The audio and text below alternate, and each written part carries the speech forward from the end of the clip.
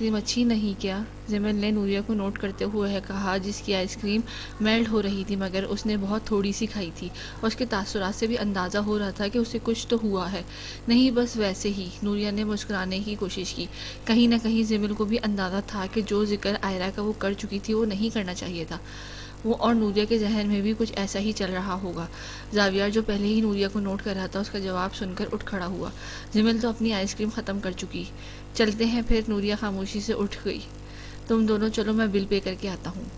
زاویہ کے کہنے پر جمیل نے سر ہلایا اور نوریہ کی گاڑی کی جانب بڑھی تو وہ بھی اس کے پیچھے چل دی۔ وہ گاڑی کا دروازہ کھول کر بیٹھنے ہی لگی تھی جب اچانک چونک گئی۔ اس کی نظر پراڈو سے نکلتے اس جوڑے پر گئی اور اپنی ماں کا گمان ہوا۔ گہرے نیلے رنگ کا جوڑا زیب تن کیے وہ کوئی بھی عورت تھی، مگر اس جمیل کو لگا وہ اس کی ماں ہے۔ اس نے آنکھیں چھوٹی کر کے بغور اسے دیکھنا چاہا جب وہ اس عورت کے ساتھ چلتے شخص کو پہچان گئی۔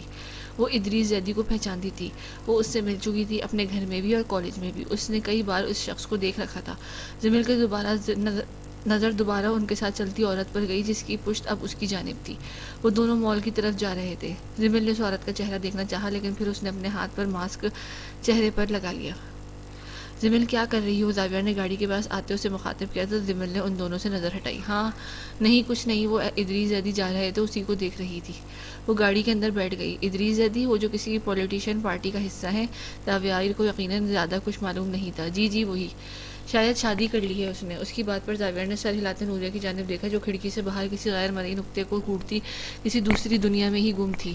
نوریہ، زاویہ نے اس کی تھائی پر ہاتھ رکھ کر نوریہ چونکی۔ کیا ہوا؟ اسے خالی نظروں سے زاویہ کو دیکھتے سوال کیا۔ تمہیں کیا ہوا ہے؟ اس نے بھی جواباً سوال کیا۔ کچھ بھی نہیں، چلے نا، سر درد کر رہا ہے میرا، بس میرا، اور تو کچھ نہیں، اس نے سر نفی میں ہلاتے کہا تو زاویہ نے چند سیکنڈ اسے دیکھا پھر سر ہلاتے گاڑی سٹارٹ کی۔ لانگ ڈرائیو کا پلان اب کینسل ہو چکا تھا۔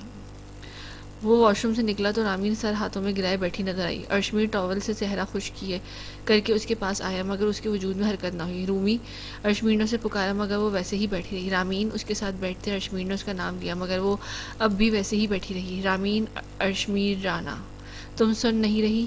اب کی بار اس نے لہجے میں ذرا سختی تھی۔ نام تھا یا انداز، مگر رامین کا چہرہ اٹھایا اور ذرا سا رخ موڑ کر اسے دیکھا۔ اس کی سرخی سوجی آنکھیں، بھیگی پلکیں اور بھیگے رخسار دیکھتے ارشمیر نے گہرا سانس بھرا۔ رامین کیا ہو گیا یار؟ ارشمیر نے اسے کندھے کے گرد بازو حائل کرتے اسے خود سے لگایا اور رامین کا ضبط دوبارہ ٹوٹ گیا۔ وہ کسی بچے کی طرح اس کی باہوں میں سسکنے لگی تھی۔ ارشمیر نے اس کا بازو سہلایا۔ چل ہمیں اس کا انتظار کیا مگر وہ خاموش نہ ہوئی۔ ارشمیر نے مٹھی بھینچ کر اسے رامین کا رونا برداشت نہیں تھا۔ وہ جو ہوا تھا ابرش کی وجہ سے ہوا تھا۔ میں تمہیں روتے نہیں دیکھ سکتا رامین، بس کرو پلیز، اس نے دھیمی آواز میں کہا اور اتفاق سے چند لمحوں بعد وہ واقعی خاموش ہو گئی۔ آپ نے طلاق کیسے دے دی؟ ارشمیر نے کچھ عجیب نظروں سے رامین کو دیکھا۔ کیا مطلب؟ تمہارے سامنے ہی تو دی تھی، اب دوبارہ کیسے بتاؤں کہ کیسے دی تھی؟ اس کی غیر سنجیدگی میں رامین نے اسے خاموشی سے دیکھا۔ تمہارے خیال میں مجھے اور کیا کرنا چاہیے تھا رامین؟ ارشمیر نے سوالیہ نظروں سے اسے دیکھا تو رامین نے ہاتھ کی پشت سے آنسو صاف کیے۔ مجھے نہیں پتا مگر اس سے کتنی اذیت ملی ہوگی۔ وہ آپ سے معافی مانگنے آئی تھی۔ اس کی آنکھیں ایک مرتبہ پھر نمکین پانیوں سے بھر گئیں۔ ارشمیر نے ہلکا سا سانس بھرا۔ وہ اس قابل نہیں تھی کہ اسے معاف کیا جاتا۔ رامین خاموش رہی تھی۔ کہنے کو کچھ تھا نہیں۔ ہر شخص جانتا تھا ارشمیر نے جو کیا تھا کم از کم وہ غلط نہیں تھا۔ حدید کے سر پر وہ واقعی ابرش کا سایہ کبھی نہیں پڑنے دیتا۔ اور کیا وہ واقعی معافی کے اعتبار کے قابل تھی؟ جو عورت اپنے 2 ماہ کے بچے کو چھوڑ کر جا سکتی ہے، 6 سال تک جس نے پلٹ کر خبر نہ لی، اسے کیا امید لگائی جا سکتی ہے؟ ابرش کو تو شاید اولاد کا مطلب بھی معلوم نہ تھا۔ اب کیا سوچ رہی ہو؟ ارشمیر نے اسے سوچوں میں گم دیکھتے سوال کیا تو سر انکار میں ہلا گئی۔ کچھ نہیں، بس میں حدید کو دیکھ کر آتی ہوں، چائے بھی ساری ٹھنڈی ہو گئی ہوگی، وہ کہتی اس کے پاس سے اٹھنے لگی جب ارشمیر نے اس کے کمر کے گرد بازو حائل کرتے اسے روکا۔ مومل دیکھ لے گی رامین، چائے کو بھی اور حدید کو بھی، تم بیٹھو ابھی میرے پاس۔ رامین نے چند لمحے اسے دیکھا، اس کے سینے سے لگ کر بیٹھ گئی۔ کمرے کا باہر چھائی خاموشی سے اندازہ ہوتا تھا کہ ابرش اب گھر سے جا چکی ہے۔ ارشمیر، اس نے چند لمحوں بعد اسے پکارا جو اس کے باہوں میں لیے کافی سکون محسوس کر رہا تھا۔ رامین نے سر اٹھا کر اسے دیکھا۔ کچھ بتانا تھا میں نے آپ کو۔ بتاؤ۔ وہ ویسے ہی آنکھیں بند کیے ہوئے تھا۔ بہت محبت کرتی ہوں میں آپ سے۔ اس کی سرگوشی پر ارشمیر نے جیسے سانس روک لیا۔ وہ اس جملے کی توقع نہیں رکھتا تھا۔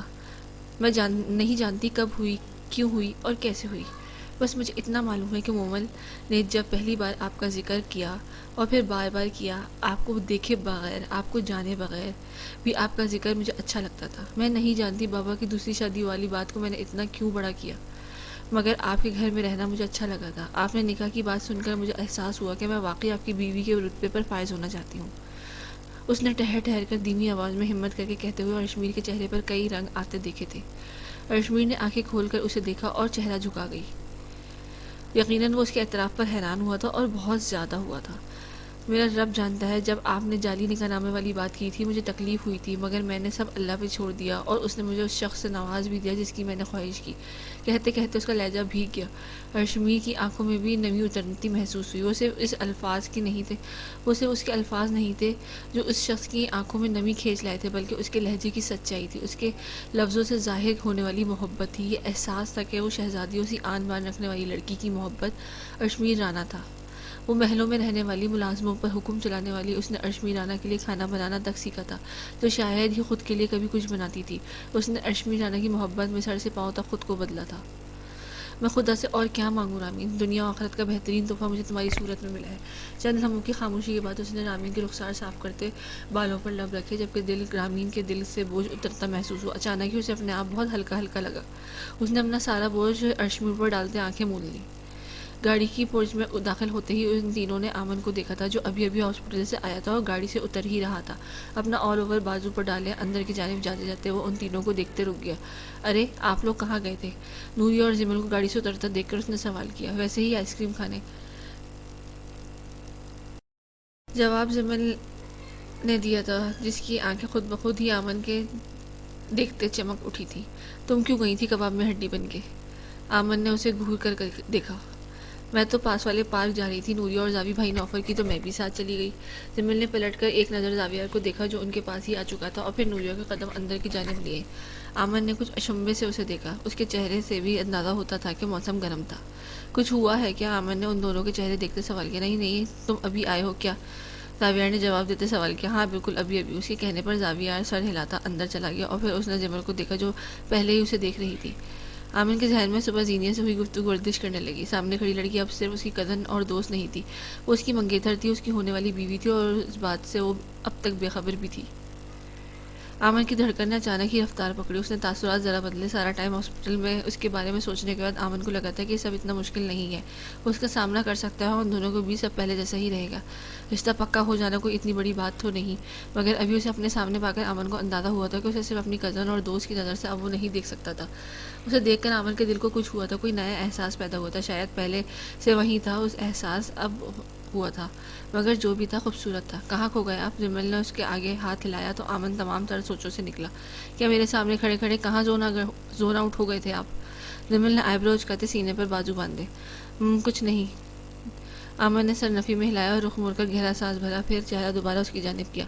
آمن کی حرکت پر جمل نے رخسار بلا وجہ ہی دہک اٹھے. شاید اس نے آمن کی آنکھوں میں کچھ نیا دیکھا تھا.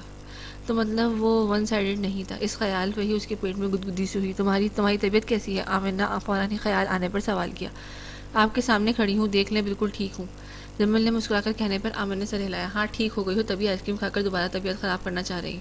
آمن کے کہنے پر جمل ہلکا سا ہنسی اور آمن کو لگا وہ ہنستی ہوئی اچھی لگتی تھی. اس نے دل کو ڈپٹتے خیال کیا. وہ اس کے بارے میں ایسا نہیں سوچ سکتا. وہ اس کے لیے بچی تھی. ابھی نہیں ہوتا مجھے، پر مجھے کچھ اگر ہو گیا تو ڈاکٹر آمن سکندر ہے نا. اس کے انداز پر آمن نے ہونٹوں کو مسکراہٹ نے چھوا. یہیں کھڑے رہنا ہے یا اندر بھی چلنا ہے؟ جمل کو احساس ہوا ہے یقیناً وہ تھک گیا ہوگا اور ادھر ہی کھڑے اس سے باتیں کرنے لگ گئی تھی. ہاں چلو اندر. آمن کے کہنے پر جمل نے اندر قدم بڑھایا اور آمن نے سینے پر ہاتھ رکھتے اپنی دھڑکن محسوس کی. بے ترتیب ہوتی دھڑکن پر اس نے گہرا سانس بھرا. یہ کیا ہو رہا تھا؟ شاید اس کے دل پر محبت نے دستک دی تھی. ایٹ لیسٹ آمن کے سامنے تو نارمل بیہیو کرتی. تم کمرے میں داخل ہوتے زاویار کے لہجہ عام رکھتے کہا. میں نے ایسا کون سا بیہیو کر دیا؟ نوریہ نے سوالیہ نظروں سے زاویار کو دیکھا تو اس نے ہلکا سا سانس بھرتے نوریہ کو دیکھا، پھر سر نفی میں ہلایا. کچھ نہیں نوریہ. وہ بیڈ کی جانب آیا، گاڑی کی چابی اور والیٹ سائڈ ٹیبل پر رکھتے اس نے گھڑی بھی اتار دی. یہ تمہارے سر میں اچانک کون سا درد ہونے لگ گیا تھا؟ زاویار نے نارملی سوال کرتے صوفے پر بیٹھی نوریہ کو دیکھا جو جھک کر سینڈلز اتار رہی تھی. یہ اچانک آئرہ کہاں سے آپ کی اسسٹنٹ بن گئی؟ جواب دینے کے بجائے نوریہ نے سیدھے ہوتے تلخ انداز میں سوال کیا. زاویار اس کے منہ سے نام کی توقع نہیں کر رہا تھا اور پھر اس کا لہجہ. آئرہ کہاں سے آ گئی؟ وہی پوچھ رہی میں بھی. یہ کہاں سے اچانک آپ کی اسسٹنٹ بن گئی؟ نوریہ نے سوال دہرایا۔ زاویہ کے چہرے پر کئی رنگ آ کر گزرے اور نوریہ کو احساس ہوا کہ واقعی کچھ تھا جس سے وہ بے خبر تھی۔ جمیل کا فوراً سے اس وقت بات گھما دینا، اس کے چہرے پر وہ ہلکا سا کچھ غلط بول دینے کا خوف ابھی بھی نوریہ کو یاد تھا، اور زاویہ کے تاثرات وہ کیسے بھول سکتی تھی؟ عائرہ کے ذکر کے بعد زاویہ کی خاموشی وہ بچی تو نہیں تھی کہ سب نظر انداز کر دیتی۔ کیا مطلب ہے نوریہ کہ وہ کہاں سے اسسٹنٹ بن گئی؟ جمیل نے بتایا تو تھا کہ وہ اسسٹنٹ تھی۔ زاویہ نے اس سے نظر ہٹا کر جیب میں موبائل نکالا اور بیڈ پر بیٹھا۔ اوہ، کب تھی وہ آپ کی اسسٹنٹ؟ جب جمل 10 سال کی تھی تب، یا جب آپ نے آفس جوائن ہی نہیں کیا تھا تب؟ کیونکہ یہ تو آپ کے اور سکندر انکل کے اپنے الفاظ ہیں کہ شروع دن سے آپ کی پرسنل اسسٹنٹ آئلن رہی ہے۔ زاویہ کا ذہن خالی ہو گیا۔ اس بارے میں تو اس نے سوچا نہیں تھا کہ نوریہ کو وہ سب یاد ہوگا۔ وہ اب کیا کہتا؟ بات سنبھالنے کے لیے وہ کچھ بھی نہیں کہہ سکتا تھا، نہ کوئی سچ اور نہ ہی کوئی جھوٹ، کیونکہ وہ کچھ بھی کہتا بات بگڑنی ہی تھی۔ آپ کیوں خاموش ہو گئے ہیں آپ؟ نوریہ اپنی جگہ سے اٹھ کھڑی ہوئی۔ میں اس بارے میں کوئی بات نہیں کرنا چاہتا فی الحال، وہ کہتے ہوئے واش روم میں بند ہو گیا اور نوریہ کو موقع نہ دیا کہ وہ کچھ کہے۔ نوریہ کا چہرہ سرخ پڑ گیا، آنکھوں میں نمی اتری اور پھر رخسار بھی بھیگ گئے۔ زاویہ اس وقت واقعی عائرہ کے بارے میں کوئی بات نہیں کر سکتا تھا اور نہ ہی کرنا چاہتا تھا۔ اسے فی الحال ٹھنڈے دماغ سے سوچنے کی ضرورت تھی کہ اس نے کیا کہنا ہے اور کیسے کہنا ہے، کیونکہ وہ نوریہ کو تکلیف اور ذہنی اذیت نہیں دینا چاہتا تھا۔ وہ جانتا تھا یقیناً اسے اب بھی تکلیف ہوئی ہوگی، لیکن اگر وہ اسے ابھی سے یہ سب بتائے گا تو اسے زیادہ برا لگے گا۔ رات 10 بج رہے تھے۔ نقوی صاحب اور رشمی کام سے ابھی باہر گئے تھے اور اپنے کمرے میں نکلی تو حدید لاؤنج میں بیٹھا ٹی وی دیکھ رہا تھا۔ حدید، آپ نے سونا نہیں ہے کیا؟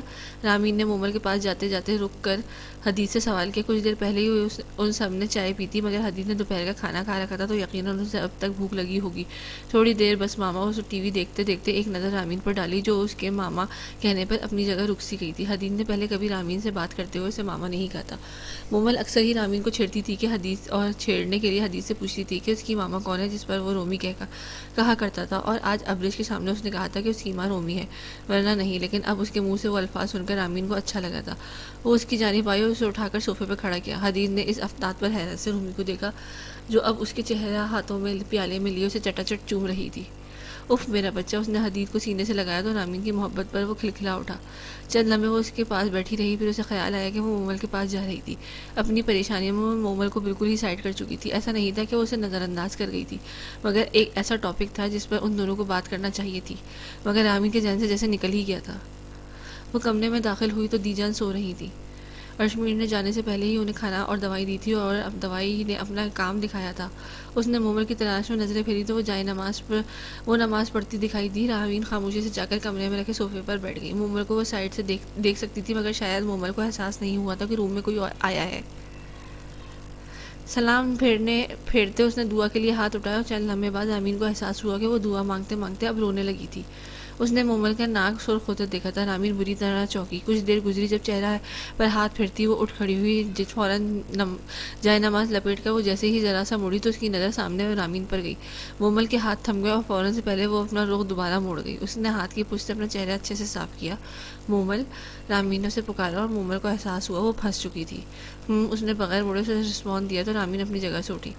مومل جائے نماز لپیٹ کر اب الماری میں رکھ رہی تھی، حالانکہ اس کی جگہ وہ نہیں تھی۔ وہ اس صوفے پر رکھا جاتا تھا جہاں رامین بیٹھی تھی، اور اس وقت اسے اپنی بھیگی آنکھیں اور سرخناک رامین کو نہیں دکھانا چاہتی تھی، کیونکہ وہ رو رہی تھی اور اس بارے میں بات نہیں کرنا چاہتی تھی، کیونکہ اس کے رونے کی وجہ اتنی بڑی نہیں تھی بلکہ بچکانہ تھی، مگر آنسوؤں پر کہاں اختیار ہوتا ہے۔ میں جانتی ہوں تم رو رہی تھی۔ اسے بلا وجہ الماری میں کچھ تلاشتے دیکھ کر رامین نے کہا اور مومل کے کپڑے ادھر ادھر کرتے ہاتھ رک گئے۔ اس نے الماری کے پٹ بند کرتے رامین کو دیکھا۔ کیا ہوا ہے؟ وہ اٹھ کر اس کی جانب آئی۔ کچھ نہیں ہوا، تم خیر سے آئی تھی؟ وہ بس ٹاپک بدلنا چاہتی تھی۔ جس بھی وجہ سے آئی تھی اس کو چھوڑو، مجھے بتاؤ کیا ہوا ہے۔ اب پلیز یہ مت کہنا کہ تم دی جان کی وجہ سے رو رہی تھی۔ میں نے تمہیں دی جان کے لیے بھی روتے دیکھا ہے، مگر اب دی جان بہت بہتر ہے اور تمہارا رونا ویسا نہیں تھا۔ رامین کے کہنے پر مومل نے 5 سیکنڈ خاموشی سے اسے دیکھا اور پھر وہ ہنسی۔ یہ رونا بھی مختلف ہوتا ہے کیا؟ وہ اس کے سامنے سے ہٹ گئی اور اسکارف کی طرح لپٹے دوپٹے کو کھول کر ڈھیلا کر کے سر پر رکھا۔ ہاں ہوتا ہے مختلف، پلیز باتیں مت گھماؤ، جو پوچھا ہے وہ بتاؤ، بلکہ چلو ادھر سے، دی جان سو رہی ہیں۔ رامین نے مومل کا ہاتھ تھاما اور کمرے سے نکلی۔ مومل نے ذرا احتجاج کیا، مگر سامنے بھی رامین تھی اور شاید مومل کو بھی کہیں نہ کہیں بات کرنے کی ضرورت تھی۔ اب مجھے بتاؤ کیا ہوا ہے۔ اس کے کمرے میں لا کر بیڈ پر بٹھاتے رامین نے سوال کیا۔ تم بتا رہی ہو یا میں دانیال کو کال کروں؟ آپ کی بات اس نے سنجیدگی سے کہا، مگر مومل نے پھر بھی جواب نہ دیا۔ رامین نے فوراً فون اٹھایا۔ جب مومل نے فوراً اس کے ہاتھ سے فون لیتے سر نفی میں ہلایا۔ نہیں، اسے کال نہیں کرو تو پھر تم بتا دو کہ کیا مسئلہ ہوا ہے۔ رامین نے اسے فورس کیا، کیونکہ جب تک وہ بتائے گی نہیں اس کی جان رامین نے بھی نہیں چھوڑنی تھی۔ تم نے دانیال سے کچھ کہا ہے؟ رامین نے سوال کرنے پر اس نے سرنفی ملایا. نہیں، بات نہیں ہوتی میری اس سے. رامین کو لگا اسے سننے میں کچھ غلطی ہوئی ہے. کیا کہا تم نے؟ اس نے ذرا حیرت سے سوال کیا. ہاں، بات نہیں ہوئی ہماری کافی ٹائم سے. مومل نے سائڈ ٹیبل پر ٹیشو اٹھا کر اپنی ناک اور آنکھیں صاف کی، جبکہ رامین کی آنکھیں حیرت کی جاتی سے کھل گئی تھی. میں نہیں مانتی ایسا کچھ ہوا ہے. تم یہ سب کیسے؟ اسے سب کچھ برداشت نہیں ہو رہا تھا. وہ بولے تو کیا بولے، پوچھے تو کیا پوچھے اور کیسے پوچھے. اچھا تم پہلے ریلیکس ہو جاؤ، پانی پیو. رامین نے پانی کا گلاس بھر کر اس کے لبوں سے لگایا. چند گھونٹ پینے اور رونے کے بعد اب وہ کافی بہتر محسوس کر رہی تھی. جس دن میں نے تو سب کچھ تمہیں بتایا تھا میں اسے پسند کرتی ہوں، اس دن کے بعد سے ہماری ٹھیک سے بات نہیں ہوئی.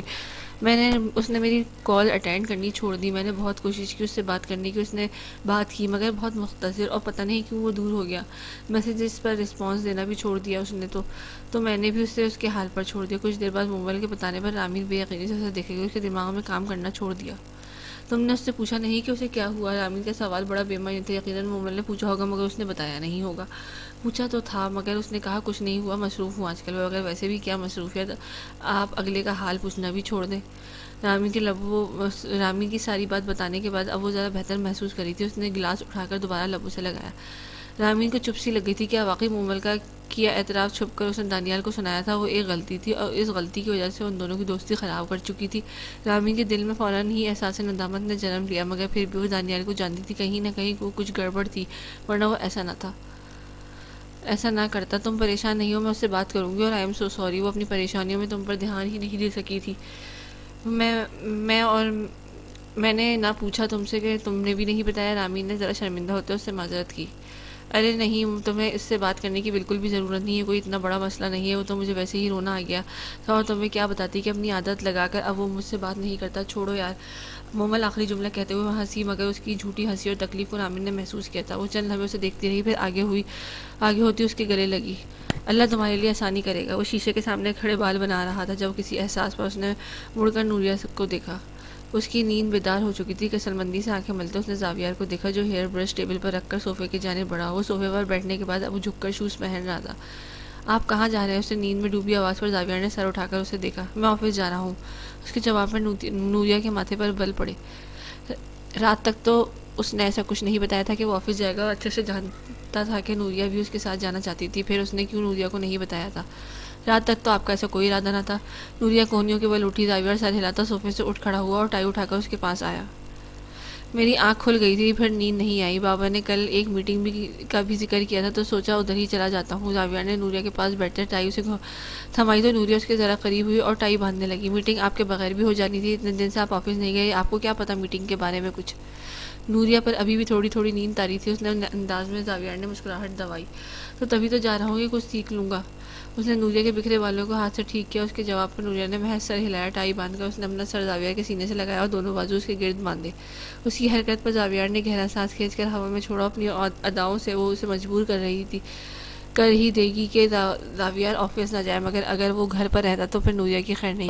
اس نے کل رات آئرہ والے ٹاپک کے بعد سے زاویار سے بات نہیں کی تھی. زاویار کی کوشش کرنے کے باوجود اس نے رسپانس نہیں دیا تھا اور اس وقت وہ باقاعدہ نیند میں آئرہ کے بھلا چکی تھی. نوریہ مجھے جانا ہے. زاویار نے اس کے بالوں کو چومتے کہا تو وہ چند سیکنڈ بعد اس سے دور ہو گئی. آئلینڈ سے دور. نوریہ نے انگلی اٹھا کر جیسے وارن کیا تو پہلے زاویار نے اسے حیرت سے دیکھا، پھر کہکا لگایا. اوکے بیگم، جیسا آپ کا حکم. زاویار نے اس کے ہاتھ کی پشت چومی اور اس کے پاس سے اٹھ گیا. جیسے آپ کو. نوریہ واپس پلٹ گئی. زاویار کے کمرے سے جانے کے کچھ دیر بعد ہی اس پر نیند طاری ہونے لگی. ناشتہ کرنے کے بعد وہ سب لان میں بیٹھے تھے. آج امن بھی گھر پر تھا، بس زاویار اور سکندر صاحب آفس تھے. جمل کی کل سے یونیورسٹی اسٹارٹ تھی اور موضوع گفتگو بھی اس وقت وہی تھی. ابھی تم بہت ایکسائٹیڈ ہو، کچھ عرصے جاؤ پھر تم سے اٹھا نہیں جانا یونیورسٹی کے لیے. امن کے کہنے پر جمل نے آنکھیں چھوٹی کر کے اسے گھورا. جی نہیں، آپ ہوں گے ایسے اسٹوڈنٹ مگر میں نہیں ہوں. جمل نے ایک ادا سے کہتے جتایا تو امن کا دل دھڑکا. وہ کیسے اس خیال سے، اس سوچ سے دور بھاگتا کہ جمل آدم اس کی منگیتر تھی اور اس احساس کو مزید خوبصورت یہ بات بناتی تھی کہ جمل ان دونوں کے بیچ موجود رشتے سے بے خبر تھی. ہاں میں نے تو اسکول پاس کیا ہے صرف. ڈاکٹر کی ڈگری تو ویسے بھی جعلی ہے. سارے خیال جھٹک کر امن نے سنجیدگی سے طنز کیا، جس پر ان چاروں خواتین نے کہکا لگایا. جمل، صوفیہ سے بات ہوئی تمہاری؟ چند ادھر ادھر کی باتوں کے بعد دردانہ بیگم نے اس سے سوال کیا. نہیں دادو جان، نہ آج ہوئی اور نہ ہی کل. ان کا میسج تو آیا ہوا تھا ویسے، اس نے کہتے ہوئے سامنے میز پر رکھا فون اٹھایا اور ماں کا میسج دیکھا جس میں وہ اس کا حال دریافت کر رہی تھی. صوفیہ کو رپلائی کر کے اس نے اسٹیٹس بار کھولا اور اسٹیٹس دیکھنے لگی، اور تبھی اس کے ماتھے پر ایک بل نمایاں ہوا۔ وہ صوفیہ کا اسٹیٹس دیکھ رہی تھی جس میں صوفیہ کسی ریسٹورینٹ میں بیٹھی تھی اور اس کے سامنے بیٹھے شخص نے اس کی تصویریں نکالی تھی۔ یہ کوئی نئی بات نہیں تھی صوفیہ نے اسٹیٹس میں اپنی تصویریں لگائی ہوں، بلکہ جس بات پر وہ چوکی تھی وہ صوفیہ کا لباس تھا۔ یہ رنگ، یہ جوڑا اس نے کہیں تو دیکھ رکھا تھا۔ زمل نے ذہن پر ذرا زور ڈالا۔ کیا ہوا زمل؟ اسے موبائل کی اسکرین پر نظر ٹکائے کھویا ہوا پا کر نوریہ نے اسے مخاطب کیا۔ ہاں کچھ نہیں کچھ نہیں، اس نے صوفیہ کے اسٹیٹس پر ایک تعریفی جملہ کہتے ایک آخری نظر اس پر ڈالی اور فون رکھ دیا۔ اسے یاد آ گیا تھا کہ اس نے یہ لباس کہاں دیکھا تھا۔ یہ ادریس زدی کے ساتھ نظر آنے والی وہ عورت اسے اپنی ماں جیسی ہی لگی تھی۔ کیا یہ محض اتفاق تھا؟ نوریہ تم کہہ رہی تھی کہ زاویہ کے ساتھ آفس جاؤ گی، پھر گئی کیوں نہیں؟ زینہ نے نوریہ سے سوال کیا تو اس نے زمل پر سے نظر ہٹائی جو کافی الجھ چکی تھی، اور اس بات کا اندازہ اس کے چہرے سے ہی ہوتا تھا۔ زاویہ کا ارادہ نہیں تھا، آفس جانے کا پتہ نہیں کیوں اچانک صبح ہی تیار ہو گئے۔ یقیناً اسے آئلین کی یاد آ رہی ہوگی۔ آمن نے بغور نوریہ کو دیکھے اسے چھیڑا۔ زینہ نے ایک لمحے بھی دیر لگائے بغیر آمن کے کندھے پر کھینچ کر لگائی۔ کتنا فضول بولتے ہو تم! زینہ نے آمن کو جھڑکا، جبکہ نوریہ کا چہرہ کچھ سپاٹ سا ہوا۔ آمن کو اگر ذرا برابر بھی اندازہ ہوتا کہ کل سے نوریہ کے ذہن میں کون سا حلوہ پک رہا ہے تو وہ ایسا مذاق بالکل نہ کرتا، مگر وہ ہر بات سے بے خبر تھا۔ آمن کا فون بجنے لگا تو زمل نے اس کی طرف دیکھا، جس نے اسکرین پر جگمگاتے نام کو دیکھتے گہرا سانس بھرا۔ مجھے ایک فرینڈ سے ملنے جانا ہے مام، آپ کو کچھ منگوانا تو نہیں باہر سے؟ آمن نے اٹھتے ہوئے سوال کیا تو زمل نے ذرا اچنبھے سے اسے دیکھا۔ نہیں کچھ چاہیے ہوا تو ڈرائیور سے منگوا لوں گی، تم نوریہ اور جمل سے پوچھ لو۔ زینہ نے کہنے پر آمن نے سوال کرنے سے پہلے ہی نوریہ نے سرنفی میں لایا۔ آمن نے زمل کو دیکھا۔ نہیں چاہیے تو کچھ نہیں، آپ کب واپس آئیں گے؟ زمل نے سوال کیا اور اٹھ کھڑی ہوئی۔ اسے کمرے میں جا کر کل یونیورسٹی کے لیے کپڑے نکالے تھے، میں یہی کوئی 2 گھنٹے۔ آمن نے جواب پر زمل نے سر ہلایا، فون اٹھا کر اندر کی طرف بڑھی، جبکہ آمن نے باہر کی جانب قدم بڑھائے۔ سکندر اور زاویہ اس وقت سکندر کے آفس میں ٹی وی کے سامنے بیٹھے تھے، جہاں اسکرین پر سامنے ہی ادریس زیدی کی دوسری شادی کی خبر ہیڈ لائنز پر تھی۔ جو راز ان چند لوگوں کے علاوہ کے بیچ تھا وہ دنیا کے سامنے آ چکا تھا۔ صوفیہ کی سائڈ سے اگر کسی کو اس کی شادی کی خبر، دوسری شادی کا علم تھا تو وہ اس کا ماں باپ سکندر اور زاویہ تھے۔ شاید زاویہ بھی اس بات سے بے خبر رہتا اگر وہ سکندر اور صوفیہ کی باتیں نہ سن لیتا۔ فلیش بیک: وہ اس وقت کی بات ہے جب زاویہ اور نوریہ کا نکاح ہونا ابھی طے نہیں پایا گیا تھا۔ اسٹڈی روم میں اس وقت سکندر صاحب اپنی کرسی پر بڑے جامان تھے اور صوفیہ اس کے سامنے کاؤنٹ پر بیٹھی جزبز سی نظر آ رہی تھی۔ شاید تمہاری نظر میں ہماری اہمیت نہ ہو، لیکن تمہیں اپنی بیٹی کا خیال رکھنا چاہیے تھا،